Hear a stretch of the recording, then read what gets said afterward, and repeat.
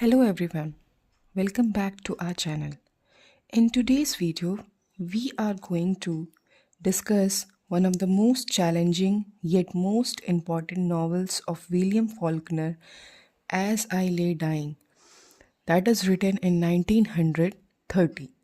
This novel is a masterpiece of modernist fiction, famous for its stream of consciousness, technique, multiple narrators, and deep psychological portrayal of human suffering, family bonds, and existential struggle.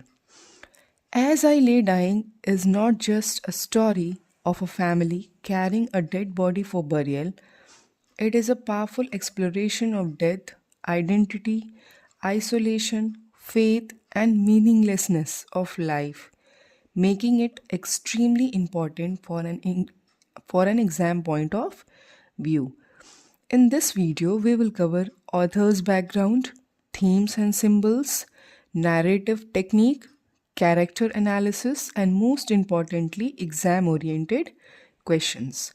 So, if you are preparing for UPPGT, DSSB, KVS, NVS, or university exams, this video is a must watch.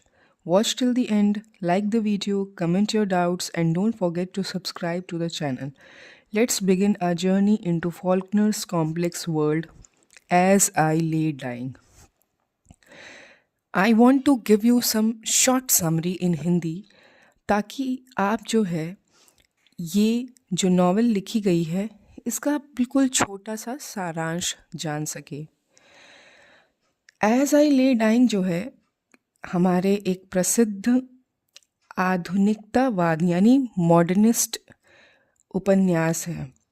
ये उपन्यास AD बंड्रेन की मृत्यु और उसके बाद उसके परिवार द्वारा किए गए अंतिम संस्कार की यात्रा पर आधारित है। उपन्यास की शुरुआत एडी ब्रैंडन की मृत्यु से होती है।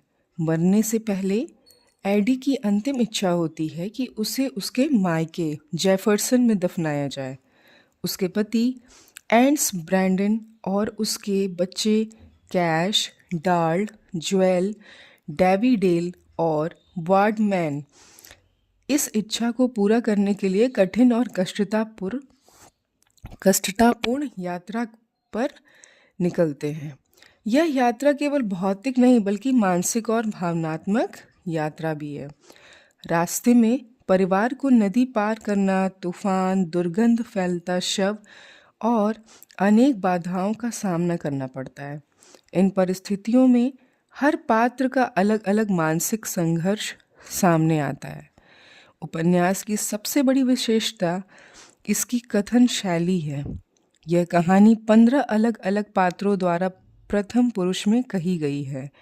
हर पात्र अपनी दृष्टि से घटनाओं को देखता है, जिससे यह स्पष्ट होता है कि सत्य एक नहीं अनेक रूपों में होता है। जो हमारे एक कैरेक्टर डार्ल बैंड्रेन है, उपन्यास का सबसे संवेदनशील और जटिल पात्र है। यह घटनाओं को गहराइयों से समझता है, पर अंत में समाज उसे पागल घोषित कर देता है।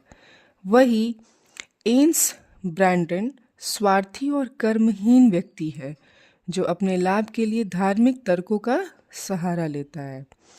एंडी बैंड्रेन जीवन में भाषा और समाज से असंतुष्ट रहती है। उसका मानना है कि शब्द भावनाओं को सही रूप में व्यक्त नहीं कर सकते। यह विचार पूरे उपन्यास में गहराई से उभर कर सामने आता है और इसी तरह से एज आई ले डाइंग केवल एक अंतिम यात्रा की कहानी नहीं बल्कि यह मृत्यु, पीड़ा, अकेलापन, पारिवारिक विघटन और मानव अस्तित्व की निरर्थकता को दर्शाने वाला एक गहन दार्शनिक उपन्यास है। अब इसका हमने आपको समरी समझाया। अब हम चलते हैं जो सबसे मोस्ट इम्पॉर्टेंट हमारे पॉइंट्स हैं इस नॉवल से related, that is in front of you. Let us discuss it. So, As I Lay Dying was published in year 1930 and I had said in summary already that it is a modernist novel. और जो technique use किए गए हैं वो कौन से हैं? Stream of consciousness और multiple narrator's. Multiple narrator's means बहुत सारे नरेटर्स का यूज़ हुआ है इसमें. और स्ट्रीम ऑफ कॉन्शियसनेस का मतलब हमारे मन में जितने भी ख्याल आते हैं आकस्मिक, उनका व्यक्त करना. और इस जो नॉवल है इसका सेटिंग कहाँ पे किया गया है? योकना पटावाफा काउंटी. ये एक तरीके का इमेजिनरी मिसिसिपी सेटिंग है. और इस नॉवल का सेंट्रल थीम क्या है? डेथ है, सफरिंग है, फैमिली ऑब्लिगेशन, आइसोलेशन है. प्लॉट ओवरव्यू देखते हैं. The novel revolves around the death of Addie Bundren. ये जैसे हम लोगों ने पढ़ा कि भाई जो डेथ है एडी बंड्रेन का, उन्हीं के इर्द गिर्द घूमता है. और हर family undertakes a difficult journey to bury her in Jefferson. जैसे कि हम लोगों ने बताया कि वो अपने मायके में, जो कि कहाँ है? जेफरसन में, वहाँ पे ये चाहती हैं कि उनको दफनाया जाए as per her wish. And the journey becomes symbolic of human suffering, emotional alienation and moral selfishness. ठीक है. अब देखिए इसमें जो नैरेटर्स का टेक्निक यूज़ किया गया है उसको डिस्कस करते हैं. इस नॉवल में कितने चैप्टर्स हैं? 59 चैप्टर्स हैं. This is very important line asked in the exams. और अभी हमने कहा ना यहाँ पे मल्टीपल नरेटर्स यूज़ किए गए हैं. कितने हैं? 15 different narrator's, each narrating in first person. 15 different narrator's का यूज़ हुआ है और हर एक नरेटर जो है फर्स्ट पर्सन में लिख रहा है. और कोई एक सिंगल या फिर रिलायबल नरेटर इस नॉवेल का नहीं है. अब हम आगे बढ़ते हैं.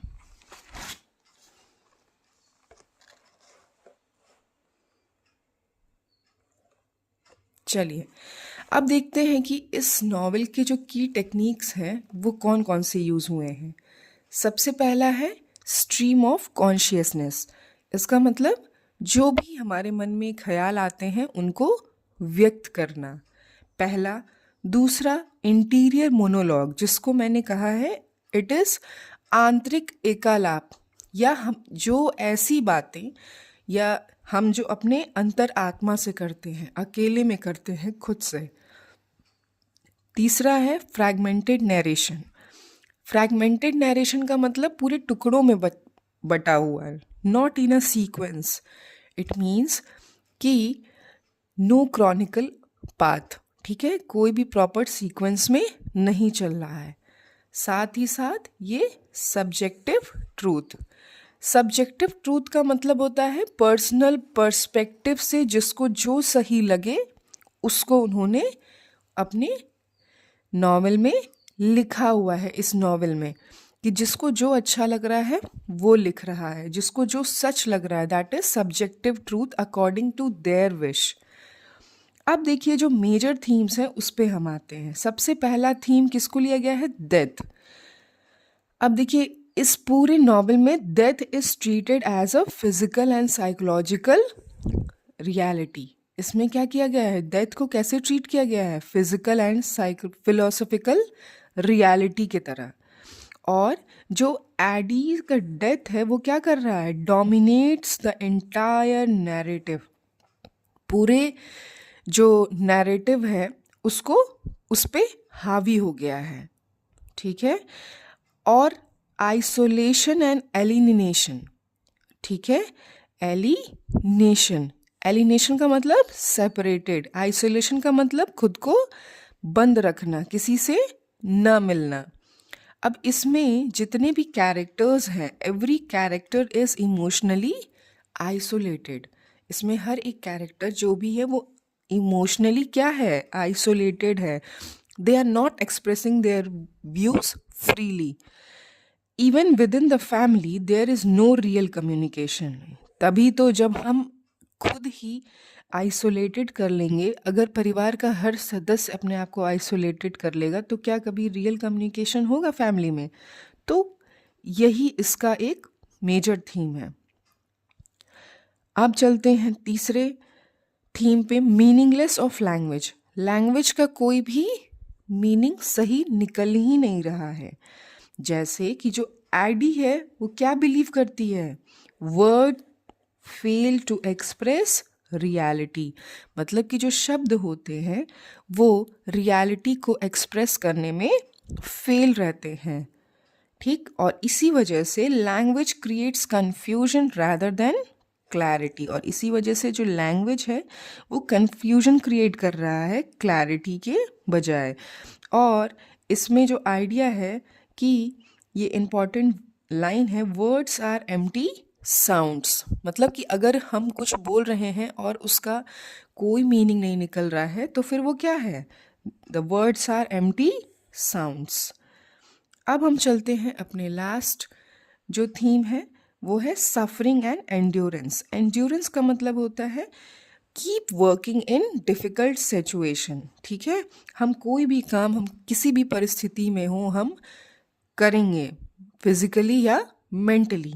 ओके, देखिए जैसे कि इसमें जो कैश है उसका पैर जो है वो क्या हुआ है? ब्रोकन है, टूटा हुआ है, फिजिकल पेन है तब भी ये यात्रा पर चल रहा है।